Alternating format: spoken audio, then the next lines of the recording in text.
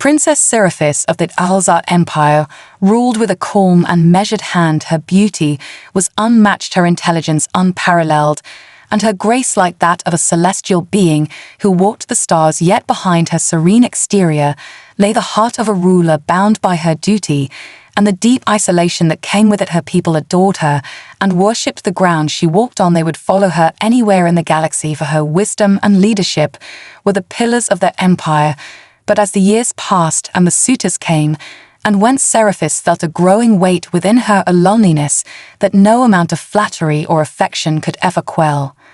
The Axalzar were an ancient race with a culture built on strength, intellect, and tradition. The idea of a ruler who could not be challenged or surpassed was sacred to them, and so it was with heavy heart and a sense of quiet pride that Seraphis maintained her distance from any suitor who dared to offer her their hand, whether they came with gifts of gold, fleets of warships, or promises of alliances. None could win her favor, for they were all too similar in the way they sought to gain her attention. They saw her as a prize to be won, an object to possess, and not as a ruler with her own mind. And will their attempts at courtship felt hollow and mechanical, each suit a performance to please the princess rather than a genuine connection.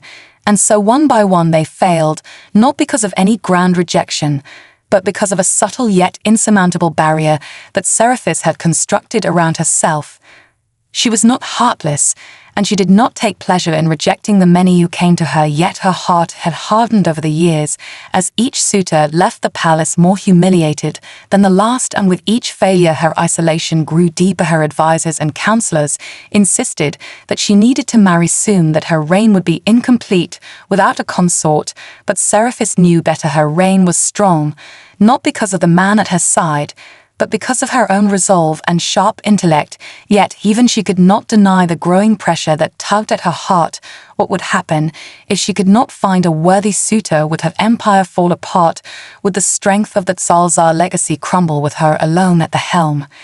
In her private chambers, Seraphis would often gaze out at the stars, wondering if she would ever meet someone who could see her as she truly was, and not just as a ruler on a pedestal, but then again who could possibly be worthy of such a role, who could stand beside her and be her equal in mind, heart, and spirit. She had seen countless beings come to her court from across the galaxy, the proud warriors of the Krithar, the cunning diplomats of the Tharis, the brilliant scientists of the Orzai, yet not one had ever passed the tests she set for them, and so she watched in silence as another day passed, and the line of suitors waiting for their turn to try their luck grew longer.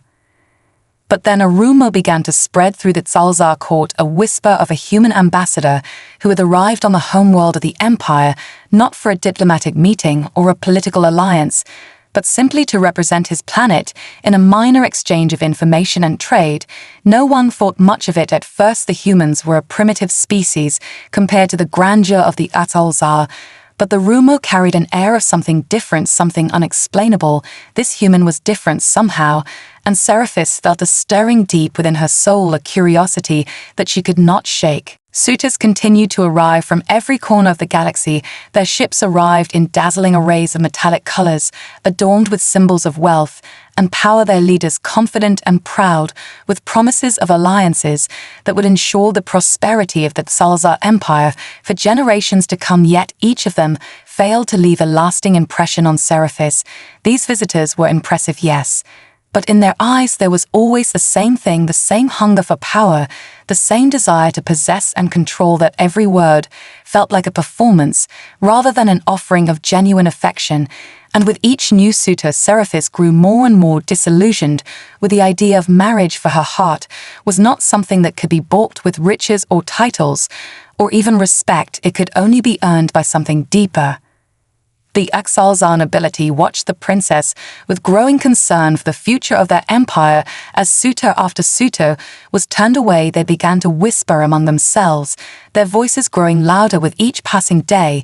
Her refusal to accept any of them was seen as a slight against the very foundation of their society, and many began to question if the princess would ever choose a consort, or if she intended to rule alone forever. They knew the truth of their ways, that a ruler without a mate would struggle to maintain the balance of power that had kept their empire strong for millennia. And so the pressure mounted from all sides. They demanded she choose someone. They begged her to consider all that was at stake. They feared the instability that would come with her decision to remain alone. But Seraphis refused to yield. She had seen too many rulers fall for their vanity and pride, their marriages becoming nothing more than political chess games, where the heart was a mere pawn in the game of empire. She would not become one of them. She could not allow herself to be swayed by the glittering promises of her suitors, no matter how powerful or rich they were, for none of them had proven themselves worthy in her eyes. Yet despite her resolve, the pressure continued to mount. Whispers of dissatisfaction spread through the empire and beyond as alien civilizations grew frustrated with the princess's continued refusal to entertain their offers. There were murmurs of rebellion within the lesser factions of the empire. Some began to question Seraphis' ability to rule, as she could not even make the simplest of decisions. And as time passed with no suitor having claimed her favor, the situation began to spiral into something more dangerous. The Axolzar were a proud people, and they did not take rejection well, not even from their princess. And then amidst all this, a human diplomat arrived. Captain Alex Carter was not like the others. He came not with grand displays or offers of power, but with a quiet confidence and an air of mystery that intrigued those around him. He was tall, rugged, with an edge that felt out of place among the highly refined species of the galaxy, yet there was something magnetic about him, something that drew the eye of Seraphis and her court alike. His presence was unlike any of the other ambassadors or suitors that had come before him. His demeanor was calm and collected, and though he was aware of the high expectations placed upon him, he did not seem fazed by them in the least. Seraphis barely acknowledged him at first. She dismissed him as just another human envoy, another face in a long line of politicians who were beneath her notice. Yet, as she observed him more closely, she began to feel an unusual stirring in her chest, a flicker of curiosity that she could not quite explain. And soon the whispers about this human diplomat began to reach her ears. He had not come to offer anything or demand anything. He had come to listen and learn, and in doing so he had earned the respect of those around him without even trying. Captain Alex Carter's arrival on Solzar's homeworld was nothing short of a spectacle, but not in the way the princess had expected. He did not come bearing lavish gifts or promises of grandeur. His ship was simple compared to the opulent fleets of the Axolzar, and his attire was unremarkable by their standards. He wore the uniform of an ambassador, no more, no less. But there was something in his posture that drew attention. It was not arrogance nor humility, but a quiet confidence and unwavering presence that spoke volumes without uttering a single word. As he walked through the grand halls of the Axolzar palace, there was no sense of awe, no reaction to the towering structures or the opulence that surrounded him. It was as if he had seen all of this before, yet he moved with purpose, his eyes scanning his surroundings with a sharpness that belied his calm demeanor. His every movement suggested a mind that could not be easily shaken, and it intrigued the court in ways they could not explain. Seraphis was aware of the human diplomat the moment he arrived, but at first she chose to ignore him. There was no reason to engage with yet another minor envoy from a backwater planet. She had seen enough humans in her lifetime to know they were not worth her attention. But as the days passed, the whispers about Carter began to reach her ears. The ambassadors of other species spoke of his ease in negotiations, how he managed to find common ground between opposing factions with ease, how he treated every being with a respect that they had never seen before in someone of his status. His reputation preceded him, and before long, it was not just the diplomats and nobles who whispered of his peculiar charm, but the common folk of the empire as well. Intrigued, Seraphis decided to meet him face to face. She had never allowed herself to be so curious about anyone before, but something about this human had sparked her interest. When they finally stood before each other in the grand throne room, it was a moment charged with unspoken tension. Carter stood tall, yet not in a way that challenged her authority. He was not intimidated by the grandeur of the palace or the sheer power of the Axolzar Empire. He simply observed her with the same quiet gaze that he had given everyone else in the palace, and in that moment, Seraphis found herself studying him with the same intensity. There was no awe in his eyes, no desire to win her favor. There was only an unflinching focus on the task at hand, as if he had something far more important to consider than gaining the princess's approval, and it unsettled her in a way she could not describe. Their conversation began with the formalities of diplomacy, but soon took a different turn as Carter spoke not just of treaties or trade, but of ideas of philosophy and the spirit of exploration. He spoke of humanity not as a primitive species striving for power, but as a race capable of growth and learning. He spoke with a warmth and passion that made Seraphis wonder if perhaps she had been wrong all along, perhaps she had misjudged the humans, and their potential, perhaps their place in the galaxy, was not as insignificant as she had once thought. And as they continued to speak, there was something else that began to build between them, not just respect or admiration, but something deeper, a connection that neither of them could ignore. Seraphis found herself questioning her assumptions about humans, questioning her own beliefs about what made someone worthy of attention, what made someone worthy of her time. The more she spoke with Carter, the more she realized that there was something different about him, something that set him apart from the suitors she had rejected so many times before. And though she could not yet put her finger on it, she knew that this human diplomat was unlike anyone she had ever met before. Princess Seraphis had seen enough suitors to last several lifetimes. Each one had come with grand promises or displays of power. Each one had failed to see her for who she truly was, and not just as a ruler. But Carter was different. He had not come with riches or titles. He had not come to try and impress her with his knowledge or his strength. He had come to listen, to learn, and that intrigued her. But Seraphis could not afford to let herself be swayed so easily. She could not allow herself to be charmed by mere words. She needed to know if Carter was truly worthy of the honor of standing by her side in a way no one else had ever proven themselves to be. And so she devised a test, not just for his strength or intellect, but for his very spirit. She would set before him the greatest challenge a suitor could face, a challenge that would test his mind, heart, and will. And if he could pass it, then perhaps there would be something more to this human than she had realized. She had prepared the trial with care. It would take place in the heart of the ancient city of Zalzar, deep within its labyrinthine streets, where the old ways were preserved, where the trials of old had been held for centuries. The place was as much a test of survival as it was a test of intellect, for it was filled with traps, puzzles, and challenges that only the most brilliant minds could navigate, and only the strongest could survive. The labyrinth was not just a physical maze, but a mental one. Its walls were alive with riddles and symbols that had puzzled generations of would-be suitors. No one had ever succeeded in navigating its depths, and Seraphis doubted that Carter would be any different, but still she was curious to see what he could do, to see if he had the kind of spirit that could survive the trials. The trial began with little ceremony. A single door opened into the heart of the labyrinth, and Carter was left to face it alone. There was no grand announcement, no cheers from the court, just the silent weight of expectation. The labyrinth was designed to break even the most brilliant minds. It was said that many had entered, but only a few had ever returned, and none had ever completed the journey with their sanity intact. Seraphis watched from a high balcony above, her eyes fixed on the human below. She could see him take a deep breath and step forward, his movements calm and measured, as he surveyed the first puzzle before him, an intricate pattern of symbols etched into the stone floor beneath his feet. The puzzle was ancient, its meaning lost to all but a few, and even they had struggled to decode it. Yet Carter did not hesitate. He knelt down and began to study the symbols with an intensity that Seraphis had not expected. He did not rush or try to force an answer. Instead, he took his time, analyzing the patterns, looking for the logic hidden within. And as the minutes passed, she began to feel a strange unease settle in her chest.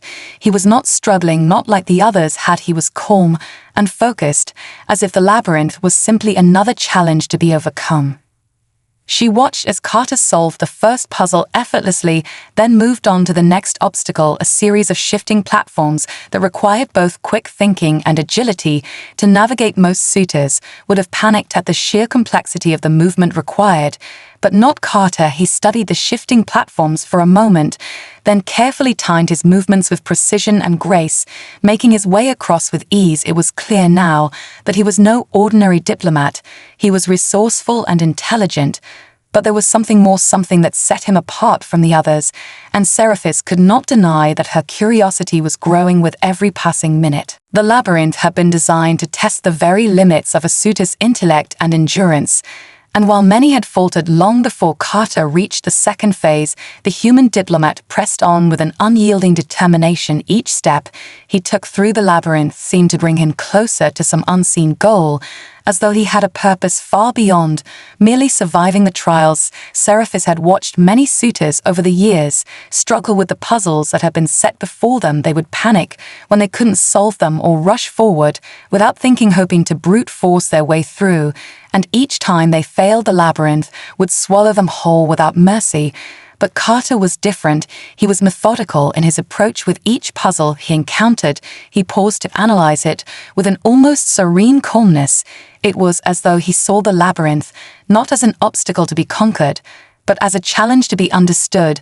And as he continued to progress through the maze, his confidence grew. It was not arrogance, but a quiet assurance that each problem had a solution, if only one was patient enough to find it. Seraphis watched him from above, her curiosity shifting into something deeper. As the minutes turned into hours, Carter had reached the point in the labyrinth where the walls were covered in shifting symbols that glowed faintly with an otherworldly light. The puzzle was an ancient one, and it had confounded every suitor who had come before him. It required not only an understanding of alien languages, but also an intuition for patterns that had been lost to time, and that Alzar Court had often marveled at how it had never been solved. But now, as Carter studied the glowing symbols, there was no sign of frustration or hesitation. He was completely absorbed in his task, his brow furrowed in concentration. As he traced his fingers over the intricate designs, there was a subtle shift in his expression. Then, as his eyes locked onto a single symbol, it was as if a light had gone off in his mind, and in a few swift motions he rearranged the symbols on the wall until they formed a pattern that made sense to him. The door that had once been sealed opened with a low hum, and Seraphis's breath caught in her throat. She had not expected this. She had not expected him to solve it so effortlessly, but here he was one step closer to the heart of the labyrinth. She had anticipated seeing him struggle. She had expected him to falter as all others had, but he did not. He moved through the labyrinth with an ease that defied the complexity of its design. And now, as she watched him pass through the newly opened door, Seraphis felt a strange stirring within her. She had set this trial to prove that Carter was not worthy of her attention, but now she was questioning whether it was even possible for him to fail. The more he succeeded, the more she found herself reevaluating everything she had believed about strength and intellect. That Zorvian Empire had prided itself on its advanced knowledge and capabilities, yet here was this human, someone from a species she had once viewed as insignificant, demonstrating a brilliance that challenged her every notion of superiority. Carter moved through the next phase of the labyrinth with the same calm precision. There was no rush, no sense of panic, only a deep focus that seemed to carry him effortlessly toward the final challenge. Seraphis could no longer deny that there was something extraordinary about him, something that set him apart from everyone who had come before him. She had expected him to fail, just as they all had, but instead he had done the impossible, and with each step forward her admiration for him grew stronger. Something she could not explain stirred within her chest as she realized she was witnessing a moment that would change everything. As Carter moved deeper into the labyrinth, the trials became more treacherous. The puzzles had given way to physical challenges requiring both agility and strength. To survive, the narrow passageways became more cramped, and the air grew thick with tension. Each new turn revealed a fresh obstacle, a riddle hidden in the walls, or a dangerous trap designed to test one's instincts and resourcefulness. But none of these challenges compared to the final trial, which Seraphis had saved for last. The heart of the labyrinth was guarded by an ancient and terrifying creature known as the courtier, a beast born from the nightmares of the Tzalzar itself. It was a creature of pure aggression, a predator capable of shifting its form at will, using its intelligence and speed to outwit its prey. It was the ultimate test of survival, and the moment Seraphis had been waiting for. She had seen many suitors face the courtier in the past, but none had lived to tell the tale. Most had been ripped apart within moments of the creature's arrival. But Carter was different. He was not like the others, and Seraphis could not deny that a small part of her wanted to see how he would fare against such a threat. The sound of something moving through the shadows echoed through the labyrinth, and Carter slowed his pace, his eyes narrowed as he surveyed the area around him, his body tense, every instinct honed to the environment. And as he rounded the corner, the courtier revealed itself, its glowing eyes locked onto him with a predatory gleam. The beast's form shifted and rippled as it took shape, towering above Carter, its claws gleaming in the dim light, its fangs dripping with saliva, its muscles rippling with deadly intent. Carter did not flinch. He did not hesitate. He simply stood his ground and surveyed the creature before him, his mind working furiously to devise a strategy as the courtier lunged toward him with a ferocity that could have shattered the stone walls of the labyrinth. Carter rolled to the side, narrowly avoiding its claws that tore through the air where he had been moments before. The creature's speed was blinding, its movements fluid and unpredictable, but Carter's reflexes were sharp and his mind was even sharper. Seraphis watched from above, her breath caught in her throat as she saw Carter face the beast. With no fear, his movements were calculated, his eyes never left the courtier's as it circled him. He was not running from it or trying to overpower it. He was studying it, understanding its patterns, and waiting for the right moment to strike. And then it came. With one swift motion, Carter darted forward and plunged his blade into the courtier's side. The creature howled in pain, but it did not retreat. Instead, it shifted into a new form, a mass of tendrils and spiked limbs. But Carter did not falter. He adjusted his stance and attacked again, his strikes precise, his movements fluid, as though he had fought such creatures before. The battle raged on, with the courtier shifting its shape to try and catch him off guard. But Carter never gave it the chance. Each time the beast attempted to overwhelm him, he used his surroundings to his advantage, ducking behind columns and leaping over obstacles until finally, with one final powerful strike, he pierced the creature's heart, and it fell to the ground with a deafening roar. Seraphis stood in stunned silence. She had watched countless suitors fail at this trial, and many had died before even reaching the courtier, but Carter had done the impossible. He had defeated the creature with nothing but his wits and determination. And as he stood over the fallen beast, his chest heaving with exhaustion, Seraphis realized something she had not expected: to feel admiration for this human in a way she had never felt for any of her other suitors. There was something in the way he fought, something in his spirit that resonated deep within her soul. She had set this trial to prove his weakness, to show that no one could withstand the tests of the Alzar, but Carter had shown her that perhaps it was not power or strength that mattered most, but the strength of the will and the resilience of the heart. And in that moment, Seraphis could no longer deny what was growing inside her. It was not just curiosity, it was something far deeper. Carter stood over the courtier's fallen form, his breath ragged and his body covered in sweat. His eyes never left the beast.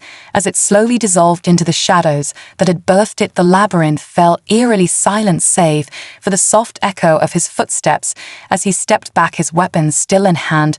The creature was dead, but the air was thick with the tension of the battle that had just taken place. Seraphis watched from her vantage point above, her heart pounding in her chest as she processed what she had just witnessed. Carter had done the impossible. He had not only survived the labyrinth, but had conquered its greatest threat. And in doing so, he had shattered everything she had believed about strength, power, and the nature of what made someone worthy of her attention. She had designed the trial to break and to prove that no one could stand up to the Empire's tests. But Carter had done more than endure. He had triumphed. And in that moment, Seraphis found herself questioning everything she had known about herself, her people, and her place in the galaxy. Carter turned away from the courtier's remains and began to make his way toward the exit of the labyrinth. His movements were deliberate, but not rushed. There was a calmness to him now, a quiet confidence that had not been there before. Seraphis felt a strange pull in her chest, a mix of admiration and something deeper, something she had never allowed herself to feel, not for a suitor, not for anyone. She had always kept herself distant, always maintained control. But now, as she watched him leave the labyrinth, she felt something shift within her, as if the walls she had built around her heart were beginning to crumble. The courtiers and nobles of the Zalzar palace awaited him at the entrance to the labyrinth, their eyes wide with disbelief, as they watched Carter emerge from the depths unscathed and victorious. Seraphis knew they would expect her to speak to him to address his success. But she could not form the words. Her mind was awash with confusion. She had thought she knew what it meant to be a ruler, what it meant to be strong. And yet this human had shown her that there was more to strength than power and intellect, more to greatness than the titles and riches of the galaxy. For the first time in years, Seraphis felt vulnerable, exposed, and she did not know what to do with the emotions that were swirling inside her. Carter approached her with the same calm demeanor that had carried him through the labyrinth, and for the first time Seraphis found herself facing him without the usual defenses she had erected to protect her heart. Her eyes met his, and in that moment she saw not just a diplomat or a conqueror of trials, but a man who had faced the impossible and emerged victorious. And as she looked into his eyes, she realized something that had eluded her for so long. She had been seeking strength in all the wrong places. She had been searching for someone who could match her intellect, her power, her position. But what she truly needed was someone who could see her for who she truly was, someone who could stand by her side, not as a ruler, but as a partner. Carter did not speak at first. He simply stood there as if waiting for her to find the words, and after a long silence, Seraphis finally spoke, her voice steady, but her heart pounding in her chest. "You've passed every test, every trial, and yet I find myself uncertain of what this means for us," she said, her words hanging in the air between them. Carter did not answer immediately. He simply nodded as if understanding the weight of her words. He had not come to claim her as others had done. He had not come with demands or expectations. He had come to show her that there was a different kind of strength, one that did not rely on dominance or control, but on mutual respect and understanding. And in that moment, Seraphis realized that what she had been seeking had never been power or wealth. It had been connection, and Carter had given her that connection in ways no one else had ever managed to do. "I didn't come here to win your favor," Carter said finally, his voice quiet but full of sincerity. "I came because I wanted to understand your world, your people, and you." Seraphis looked at him, and for the first time she allowed herself to truly see him, to see not just the diplomat, but the man who had defeated the trials not out of pride or desire, but out of a simple need to prove something to himself and to the world around him. Seraphis stood before Carter, feeling the weight of the moment settle around them like a cloud. Neither of them had expected this moment to come, nor had they anticipated the strange tension that now hung in the air between them. The labyrinth had tested him in ways few could ever endure, but it had also revealed something deeper, a connection between them that could no longer be ignored. She had watched him from above as he had fought through the trials, his movements so precise, so confident, his will so unyielding. And yet, when he stood before her now, she saw none of the arrogance or pride that so many of her suitors had displayed before him. There was only sincerity in his gaze and honesty that unsettled her in ways she had never allowed herself to feel before. She had tried to keep herself distant, to guard her heart from being swayed by this human diplomat. But now she knew it was no longer possible. She could not ignore what she had seen in him, what he had shown her of herself and of the world around them. The courtiers and nobles of the Zalzar Empire had gathered in the great hall to witness Carter's victory, to see what had become of the trials they had believed were insurmountable. But now they too stood in silence, watching as their princess and the humans stood together in the center of the room, their eyes locked in a moment of understanding that no one could quite comprehend. Seraphis could feel the weight of the Empire's expectations pressing down on her. She knew they were watching her to see how she would respond, what she would say to the man who had not only defeated the courtiers, but had also shaken the very foundations of her beliefs about what it meant to be a ruler. But Seraphis was not concerned with the eyes of the court. Not in this moment. She was concerned with what she felt within herself, with the emotions that had begun to stir inside her since the moment Carter had stepped foot into her life and shattered everything she thought she knew about strength and power. "I never thought this day would come," Seraphis said finally, her voice steady but soft, her eyes never leaving his. I never thought anyone could pass the trials, let alone stand before me and change my understanding of what it means to lead and to rule." She paused as if searching for the right words to express the whirlwind of thoughts and feelings that had overtaken her heart and mind. "I set those trials to test strength, intellect, endurance. But what I have seen in you is something far more profound, something I did not expect." Her words hung in the air as Carter stood silently before her, his expression unreadable. Yet there was no arrogance, no smugness in his demeanor, only patience and understanding that made her feel seen in a way she had never allowed herself to be seen. "You didn't come here for power or glory," she continued, her voice trembling slightly. "You came here for something else, something that I had lost sight of, and for that I am grateful." She looked at him then, not as a princess, not as a ruler, but as a woman who had found something unexpected in the most unlikely of places. Carter's gaze softened, and he took a step forward, but did not close the distance between them. He respected the space between them, yet there was something in his eyes, a silent understanding that spoke louder than words. "I never expected to change your world," Carter said quietly, his voice filled with honesty.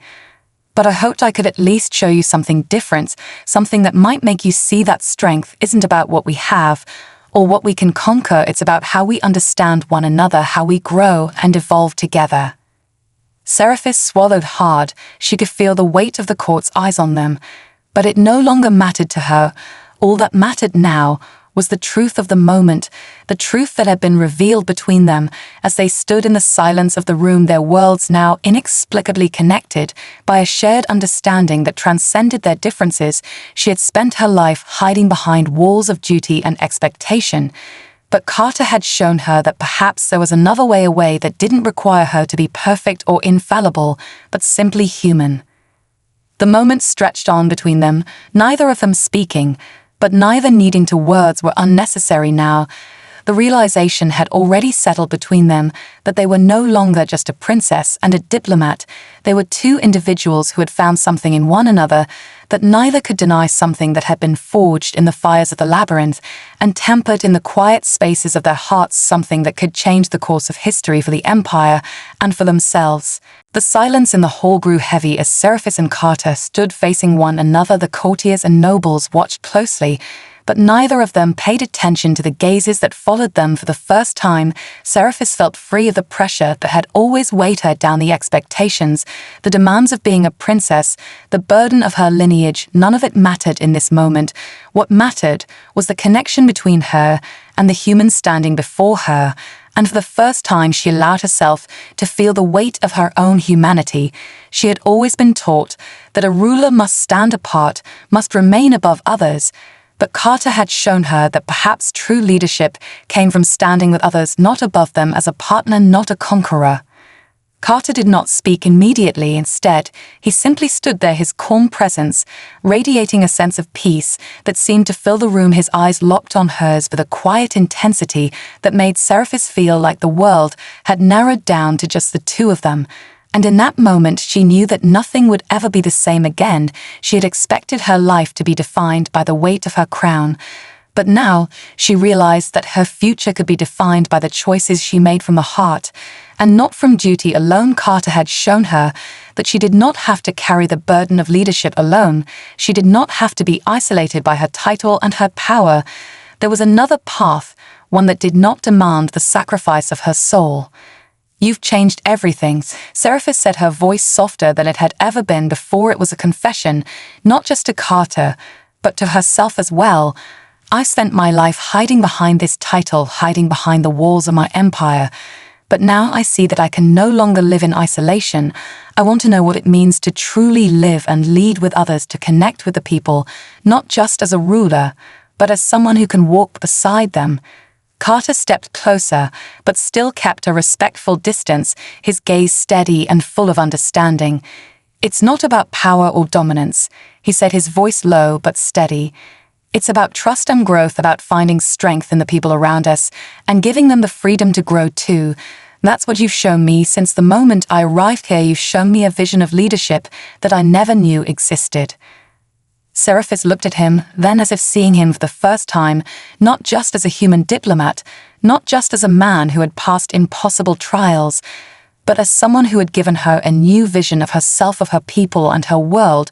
She had believed that the weight of leadership was something to bear alone, that she must always be the one to carry the burden. But now she realized that perhaps true strength came from sharing that burden, and allowing others to share in the journey beside her. And Carter had become that mirror for her. He had shown her that vulnerability was not weakness, but a pathway to deeper connection, a pathway to greater strength. Together we can rebuild what has been broken, Seraphis said finally, her voice steady, now filled with newfound conviction.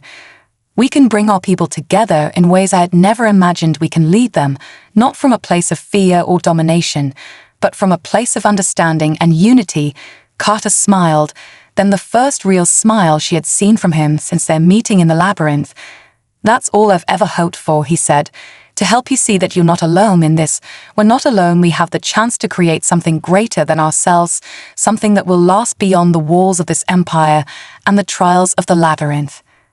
Seraphis extended her hand to him, not as a princess, but as an equal, and Carter took it without hesitation. Their hands joined in a bond forged in the depths of the labyrinth and strengthened by the trials they had both faced together. They had proven that no obstacle was insurmountable, no challenge too great. And with that realization, they stepped forward into a new future, one not bound by the old ways of isolation and power, but by the shared strength of partnership and mutual respect. The court looked on in stunned silence, but Seraphis did not care. For the first time in her life, she was no longer defined by their expectations or the weight of her title. She was free to choose her own path, and with Carter by her side, she knew that path would lead to something greater than anything she had ever imagined. Together, they would reshape the future of the Zorvian Empire, and together they would prove that even the greatest of challenges could be overcome when hearts and minds were united.